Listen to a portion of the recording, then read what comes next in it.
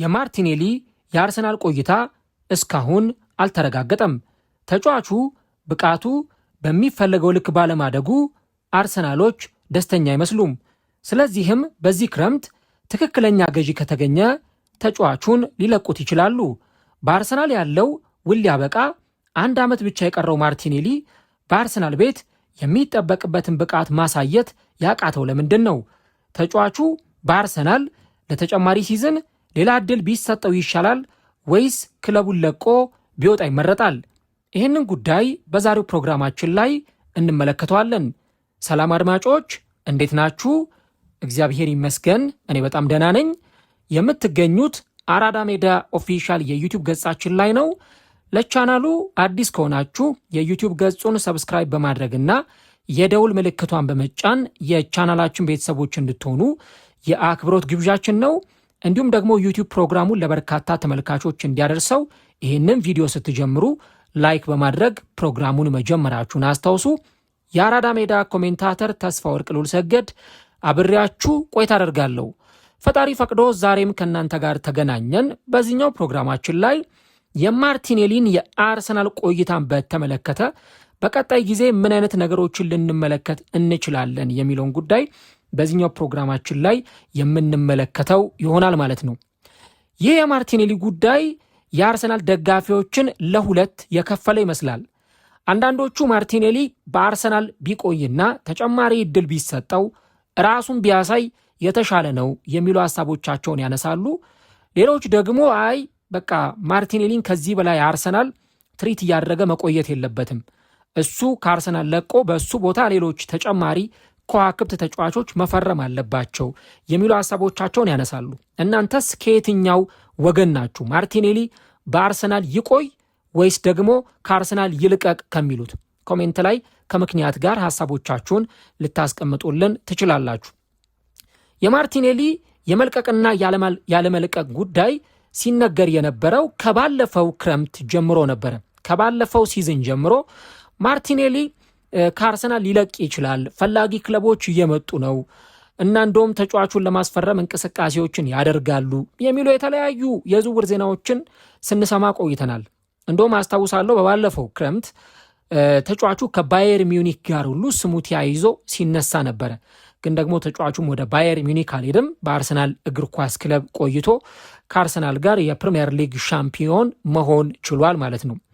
ተጫዋቹ ካለው ብቃትና ካለው ኳሊቲ አንጻር የአርሰናል ደጋፊዎች ከዚህ ተጫዋች የሚጠብቁት በጣም ብዙ ነገር ነው። ምክንያቱም ካስታወሳችሁ በተለይም አርቴታ ትረስት ዘ ፕሮሰስ በሚለው መርህ በአርሰናል እግር ኳስ ክለብ ያንን ወደ ፕሪሚየር ሊግ ዋንጫ ወደ ስኬት ለመድረስ ያደረገውን ትልቁን የዓመታት ጉዞውን ሲያደርግ ከማይረሱ የአርሰናል ተጫዋቾች መካከል አንዱ ማርቲኔሊ ነው። ትልቅ አስተዋጽኦን አድርጓል። ከነ ቡካዮ ሳካ ከነ ስሚዝሮ አይነት ተጫዋቾች ጋር በአርሰናል የነበረው ሚና እጅግ በጣም ከፍተኛ ነበር።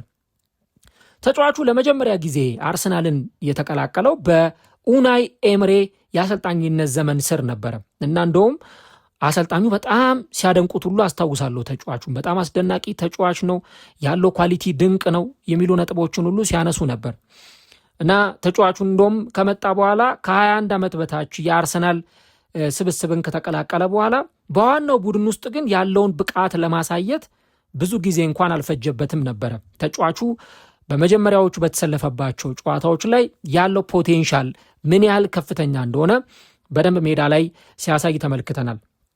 እንደውም በዩሮፓ ሊግ ጨዋታ ላይ ሁሉ በቋሚነት ተሰልፎ የተጫወተባቸው ጊዜያትም ነበሩ። አርሰናልን በተቀላቀለ በጥቂት ወራት ውስጥ የአርሰናል የወሩ ምርጥ ተጫዋች በመባሉ ሁሉ የተሸለመበት ጊዜ እንደነበር ማርቲኔሊን እናስታውሳለን እና ተጫዋቹ በጣም ፈጣን ነው። ድሪብል ሲያደርግ እጅግ በጣም አስገራሚ ተጫዋች ነው። በተለይ ፍጥነቱን ብዙዎች ያደንቁለታል። እንደውም አስታውሳለሁ የሆነ ቪዲዮ ላይ የአርሰናል ተጫዋቾች ጥያቄ እየቀረበላቸው ነበረ። ወደ ትሬኒንግ ወደ ልምምድ ሜዳ ወደ ለንደን ኮሎኒ የሄዱ የአርሰናል ተጫዋቾች እስቲ የቀኝ እግር የማን ቢኖራችሁ ትመኛላችሁ፣ ፍጥነት የማን ቢኖራችሁ ትመኛላችሁ እየተባሉ ሲጠየቁ ሁሉም የአርሰናል ተጫዋቾች ፍጥነት ብለው ያሉት ማርቲኔሊ ነው።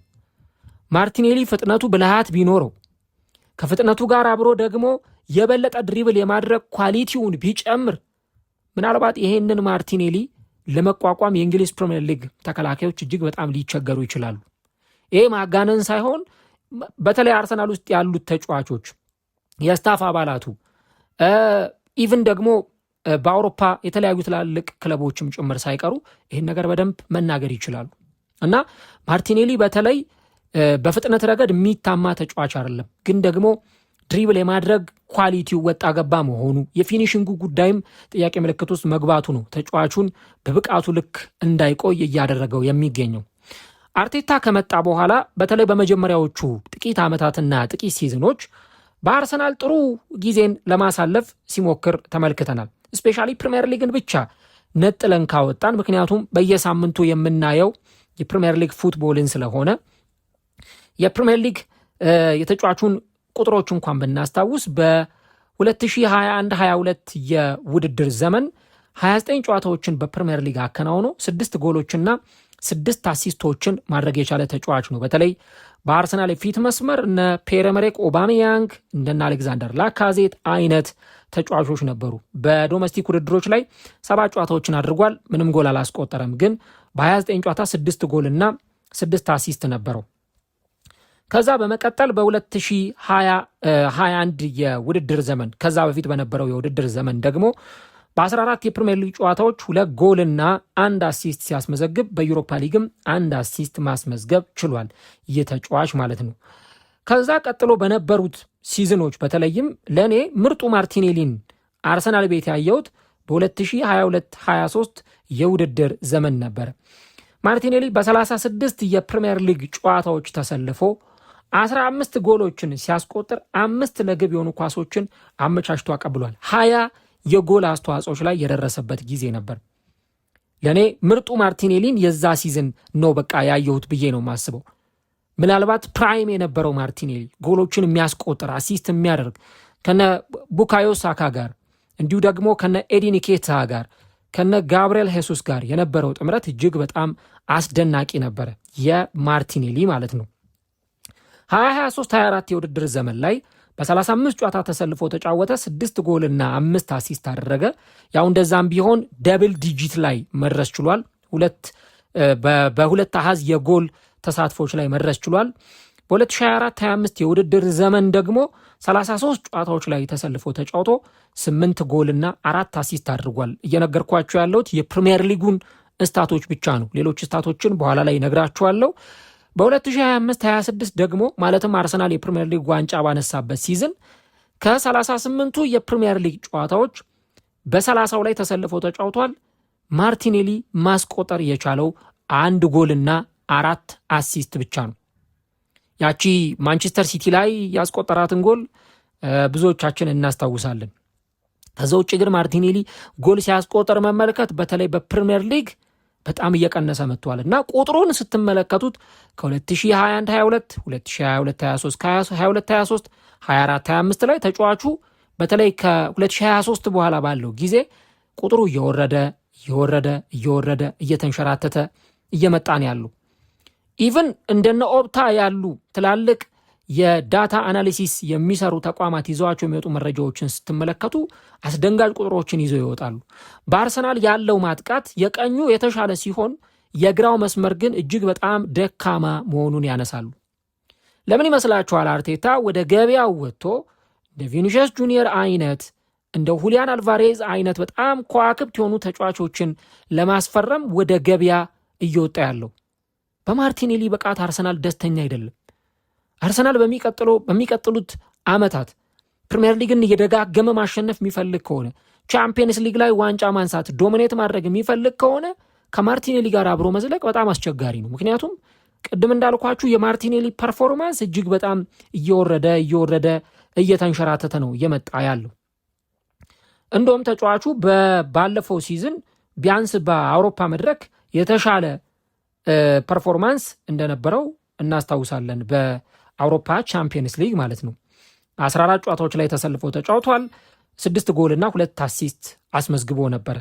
ግን በፕሪሚየር ሊጉ በጣም ደካማ ቁጥር ነው ያለው እና አርሰናል ወደ ገበያው ለመውጣትና ሌሎች የመስመር አጥቂዎችን ለማስፈረም እየተንቀሳቀሰ ያለው የማርቲኔሊ ፐርፎርማንስ እጅግ በጣም ደካማ በመሆኑ ምክንያት ነው።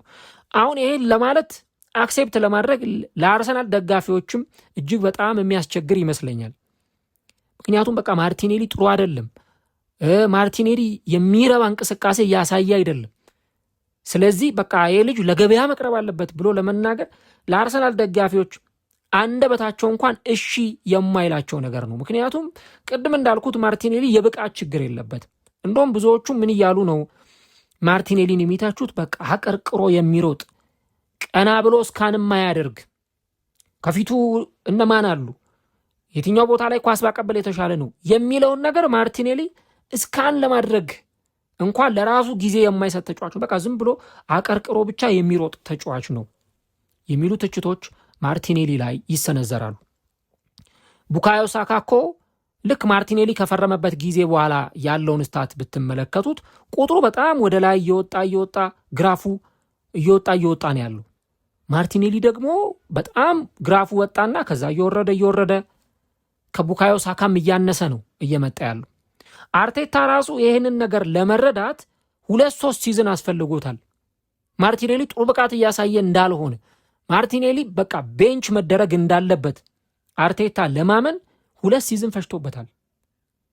2022-23 ላይ ቅድም ያልኳችሁ ያንን ምርጡን ማርቲኔሊ ከተመለከትን በኋላ በ2023-24 በ2024-25 አርሰናል 2 ተከታታይ ሲዝኖች ሁለተኛ ሆኖ ሲጨርስ በጣም የሚያስቆጭ ነበረ።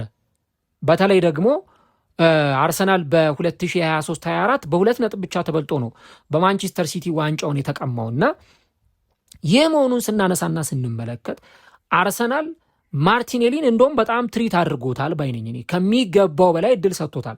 አርቴታ ዘንድሮ ነው ደፍሮ ማለትም አሁን ዋንጫ ባነሳበት ባለቀው የ2025-26 የውድድር ዘመን ላይ ደፍሮ ማርቲኔሊን ቤንች ማስቀመጥ የጀመረው።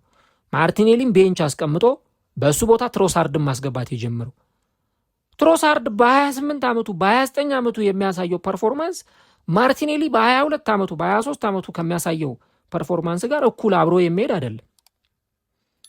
ትሮሳርድ ሜዳ ውስጥ ሲገባ የሆነ ነገር በቃ ያደርጋል ብለው ደጋፊዎች ያስባሉ። ወይ ጎል ያስቆጥራል፣ ወይ አሲስት ያደርጋል፣ ወይ ደግሞ የግብ ዕድሎችን የሚፈጥር ተጫዋች ነው። እንደውም እኮ ማርቲኔሊ ትሮሳርድ የሚያደርገውን ነገር እንዲያደርግ የሚጠበቅበት ማርቲኔሊ ነበር። በባለፈው ሲዝን ለአርሰናል ዋንጫ ማሸነፍ ትሮሳርድ ያደረገው አስተዋጽኦ እጅግ በጣም ብዙ ነው።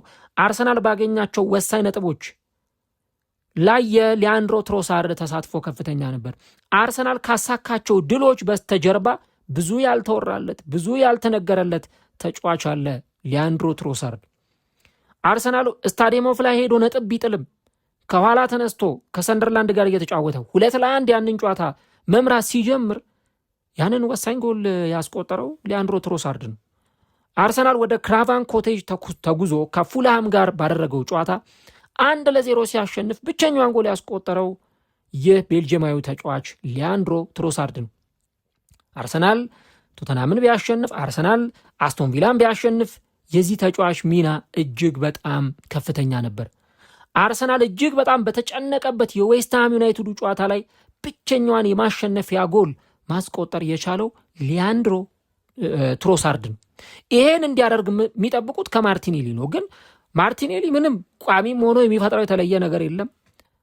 ቤንችም አድርገው ቀይሮ ሲያስገቡት ያን ያህል የተለየ ተጽዕኖ አይፈጥርም እና እንደውም ቻምፒየንስ ሊግ ላይ ይሻለዋል። ቢያንስ ቻምፒየንስ ሊግ ላይ ተከታታይ ጌሞች ላይ ሁሉ ጎሎችን ሲያስቆጠር ነበረ። አርሰናል ወደ ሳን ማሜስ ሄዶ አትሌቲክ ቢልባውን ሲያሸንፍ ብቸኛውን ጎል ያስቆጠረ ተጫዋች፣ 2 ጎል ተቆጥሯል። 1 ጎልና 1 አሲስት አስመዝግቧል። አርሰናል ባየር ሚዩኒክን ሲያሸንፍ በጣም አስደናቂ ጎል አስቆጥሯል። ቻምፒየንስ ሊግ ላይ የምናስታውሳቸው ጨዋታዎች አሉ። ኢቭን ከ2 የውድድር ዓመት በፊት አርሰናል ሪያል ማድሪድን ሲያሸንፍ በጣም ቆንጆ ኳስ በካውንተር አታክ ማስቆጠር ችሏል። እና የአርቴታ ጨዋወት ለማርቲኔሊ አይመቸው ይሁን ወይስ ደግሞ ማርቲኔሊ ራሱ ምቾት በማይሰማው አጫወት ውስጥ ነው ለመጫወት እየሞከረ ያለው? ይሄ በደንብ መታየት ያለበት ጉዳይ ይመስለኛል። ቅድም እንዳልኩት ማርቲኔሊ ችግር የለበትም። ያንን ያለውን ፖቴንሻል በደንብ ከተጠቀመበት ቼልሲ ላይ ያስቆጠራትን ጎል እናስታውሳለን እኮ። ከመሃል ሜዳ ጀምሮ እነ ንጎሎ ኮንቴን አንደፋድፎ መሬት ላይ ጥሎ ምናምን ያስቆጠራትን ጎል እኮ እናስታውሳለን ሁላችንም። ቅድም እንዳልኳችሁ ሪያል ማድሪድ ላይ ያንን ኳስ ረጅም ርቀት እየገፋ ሄዶ ያስቆጠራት ባየር ሚኒክ ላይ ማኑኤል ኖየር ጎሉን ለቆቶ ያስቆጠረውን ጎል ይሄን ሁሉ እናስታውሳለን። አሁን ታዲያ ትልቁ ጥያቄ አርሰናል ማርቲኔሊን ትሪት እያደረገ ይቀጥላል ወይ ነው ትልቁ ጥያቄ። አሁን ዞሊስ ፈርሟል።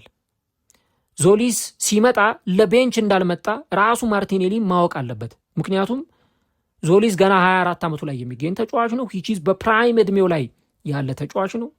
ስለዚህ አርሰናል ዞሊስን ያመጣው ተጠባባቂ ወንበር ላይ ሊያስቀምጠው ነው በየጨዋታው፣ ወይ ለኤፍኤ ካፕና ለካራቦ ካፕ ነው ያመጣው ብለን ብንናገር ስሜት አይሰጥም።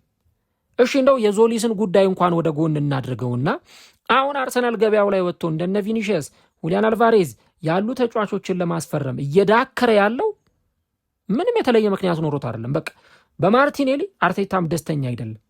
ስለዚህ ይህን ነገር መላ ለማስያዝ እዚህ ነገር ላይ ማያዳግም መፍትሄ ለመስጠት አርቴታ ወደ ገበያ ወጥቷል እንጂ ማርቲኔሊ ብቃት ቢኖረው ማርቲኔሊ ያንን ፍጥነቱን ጎል የማስቆጠር ብቃቱን በደንብ ማሳደግ ቢችል አርቴታ ለምን ወደ ገበያ ይወጣል ተጫዋች ለማስፈረም? ይሄን ነው በደንብ ማየትና መረዳት የሚያስፈልገውና እኔ በበኩሌ እንደኔ እይታ ከሆነ ማርቲኔሊ ምናልባት አሁን የሚመጣው ሲዝን የመጨረሻ እድል የሚያገኝበት ይመስለኛል ራሱን ለማሻሻል። ቅድም እንዳልኩት አርቴታ ከበቂ በላይ እድል ከሰጣቸው ተጫዋቾች መካከል አንዱ ማርቲኔሊ ነው። በቃ በደንብ እድል ሰጥቶታል ራሱን እንዲያሳይ። ቅድም እንዳልኩት 2024-25 የውድድር ዘመን ላይ 2025-26 የውድድር ዘመን ላይ በቃ በደንብ በበቂ ሁኔታ እድል ተሰጥቶታል በቋሚነት ራሱን እንዲያሳይ። ግን ደግሞ ማርቲኔሊ ያን እያደረገ አይደለም። ሁልጊዜ አጫዋቱ ተመሳሳይ ነው፣ የሚገመት ነው። በግራ መስመር በኩል ኳስ ይዞ ይሄዳል። ከዛ ልክ ተጫዋቾችን ለማለፍ ይሞክራል። የሚያልፍበት መንገድ ተገማች ነው። በቀላሉ ኳስ ይቀማል። እኔ ከማርቲኔሊ በጣም እንደውም የማደንቅለት ከዚህ ከፍጥነቱ ምናምን ውጪ በጣም ወርክሬቱ አስደናቂ ተጫዋች። አምና አርሰናል ዋንጫ ያሸነፈባቸው ጨዋታዎች ላይ ማርቲኔሊ የተሰለፈባቸውን ጨዋታዎች ብታዩ በቃ በጥፍሩ ቆሞ እየተከላከለ ወደኋላ ሲመለስማ እንዴት እንደሚያስደስት ወደኋላ እየተመለሰ እየተፋለጠ አጥቂዎቹን ኳስ እያስቆመ ምናምን ይጫወታል። ይሄ ጥሩ ነው። ወርክሬቱ በጣም ቆንጆ ነው። ግን ደግሞ ከወርክሬቱ በተጨማሪ ቅድም እንዳልኩት ማጥቃቱ ላይ የሆነ ነገር ለአርሰናል ክሬት ማድረግና መፍጠር አለበት። ያ ነገር ሲሆን ብቻ ነው በአርሰናል ሊቆይና ሊሰነበት የሚችለው። እና አሁን አስቡት አርሰናል ተሳክቶለት ቪኒሺየስን ቢያስፈርም ወይ ደግሞ ሁሊያን አልቫሬዝን ቢያስፈርም ምንድን ነው ከዛ ቀጥሎ የሚመጣው ነገር? ቪኒሺየስ እያለ ማርቲኔሊ ቋሚ ይሆናል? አልቫሬዝ ከመጣ አልቫሬዝ እያለ ማርቲኔሊ ይሰለፋል ወይስ የትኛው ቦታ ላይ ነው የሚጫወተው? ኢቭን ማርቲኔሊ ያለ ቦታው ወደ ቀይ መስመር ራሱ ሄዶም ሲጫወት ምንም የተለየ ነገር ሲፈጥር አናይም። እንደውም እኔ ምን አስባለሁ አርቴታ ቢሞክረው በቃ አንዳንዴ ሌላ ለምሳሌ አሁን እንደውም ተጫዋቹ የ9 ቁጥር ኳሊቲ አለው ይባላል። በፌክ ነምበር 9 በ9 ቁጥር ቦታ ላይ ሁሉ መጫወት ይችላል ወይ? አርቴታ እዚህ ቦታ ላይ ደፈር ብሎ አንዳንድ እድሎችን ቢሰጠው የተሻለ ብቃት የሚያሳይ ከሆነ ያንን መሞከር አይከፋም። እና በጣም አስቸጋሪ ጉዳይ ይመስለኛል ለአርሰናል አሁን ባለው ሁኔታ የማርቲኔሊ ጉዳይ ላይ ለመወሰን። እኔ ትክክለኛው ጊዜ አሁን ሳይሆን አይቀርም። ምክንያቱም ከዚህ በኋላ ካልወሰኑ ይህንን ተጫዋች በተመለከተ የሆነ አይነት ዲሲሽን ላይ መድረስ ካልተቻለ በጣም አስቸጋሪ ነው። አርሰናል በቅርብ ጊዜያት እኮ የትላልቅ ተጫዋቾቹን ውል አራዝሟል። ዊሊያም ሳሊባ ውሉን አራዝሟል። ሳካ ውሉን አራዝሟል። ማጋሌሽ ውሉን አራዝሟል። ኢቨን ሌላውን ተውትና ወጣቶቹ ተጫዋቾች እንኳን ሳይቀሩ እነ ሉዊስ ስኬሊ እንኳን ሳይቀሩ ውላቸውን አራዝሟል። ታዲያ የማርቲኔሊ ውል ለምንድን ነው ያልተራዘመው ብላችሁ ከጠየቃችሁ የዛሬ ዓመት እኮ ውሉ ያልቃል። ልክ በዚህ ጊዜ ክረምት 2027 ማርቲኔሊ የመጨረሻ ውሉን የሚጨርስበት ጊዜ ነው እና አርሰናል ለምንድን ነው ውሉን ማራዘም እስካሁን ድረስ ያልፈለገው? አቆይተውታል እና ነገሮች በጣም አስቸጋሪ እንደሚሆኑ ግልጽ ነው። ተጫዋቹ በአርሰናል የመቆየት ችግር የለበትም። በጣም ፍላጎት አለው። እንደውም በአርሰናል ጫማ መስቀል እንደሚፈልግ እኔ በአርሰናል ለመቆየት የምፈልገው ወረቀትና እስክሪፕቶ ብቻ ነው ኮንትራቴን ለመፈረም ምንም ማሰብ ሁሉ አይጠበቅብኝም እስከ ማለት ደረጃ ሁሉ ደርሷል። በጣም ለአርሰናል ልዩ ፍቅር አለው። አርሰናሎችን በጣም እየወደዱት እንደው በቃ ጣታቸውን ለመቀሰር በቃ ድፍረት የማያገኙት የሚወዱት ተጫዋች ስለሆነ ነው እና አሁን ግን በእርግጥ ከክለቦች ጋር ስሙ ተያይዞ እየተነሳ አይገኝም። ግን ዘቴሌግራፍ ከወራት በፊት እንደዘገበው አሁንም ትላልቅ የመረጃ ምንጮች እንደሚዘግቡት ከሆነ ገፍቶ የሚመጣ ክለብ ካለ ማርቲኔሊን ለመውሰድ ምናልባት 60 ሚሊዮን ፓውንድ 70 ሚሊዮን ፓውንድ አርሰናል ጠረጴዛ ላይ ማስቀመጥ የሚችል ክለብ ካለ አርሰናል አይኑን ላያሽ ይችላል የማርቲኔሊን ጉዳይ በተመለከተ እና ይህን ነገር በደንብ በትኩረት ማየት ያስፈልጋል። አሁን ተጫዋቹ በእርግጥ የረፍት ጊዜውን እያጣጣመ ነው ያለው። አሁን ባለው ጊዜ የአርሰናል ስብስብንም ገና አልተቀላቀለም። በቀጣዮቹ ጊዜያት ነው የአርሰናልን ስብስብ ይቀላቀላል ተብሎ የሚጠበቀው። ያው የአርሰናልን ስብስብ በሚቀላቀልበት ጊዜ ከዚህ ተጫዋች የሚጠበቁ በጣም ብዙ ነገሮች አሉ። አሁን ከፍቅር አጋሩ ኤሳ ቤላ ጋራ በአንድ ጣራ ስር አብረው ለመኖር ጎጆ ለመመስረት የጋብቻ ስነስርዓታቸውን እንደውም ትላንት ፈጽመዋል። ግን ማርቲኔሊ እድል ከተሰጠው ይሄንን አሁን ቀጣይ የሚመጣውን የ2026-27ን የውድድር ዘመን በደንብ ሊጠቀምበት ይገባል።